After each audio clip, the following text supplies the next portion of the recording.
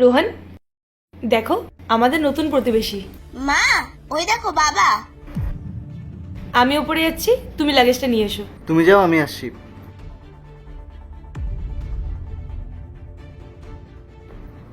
মেঘা, তুমি তুমি এখানে কি করছো?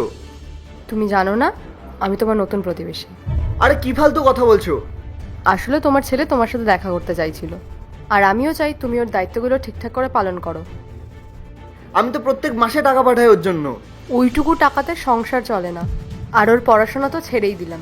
আমি এটাই চাই তুমি ওর দায়িত্বগুলো অন্তত ঠিকঠাক করে পালন করো। তো এখানে আসার আগে আমাকে একবার জিজ্ঞেস করে নিতে পারতে। তোমাকে জিজ্ঞেস করলেও তো তুমি সেই নাই বলতে, তাই না? কি কথা হচ্ছে হ্যাঁ নতুন প্রতিবেশীর সাথে?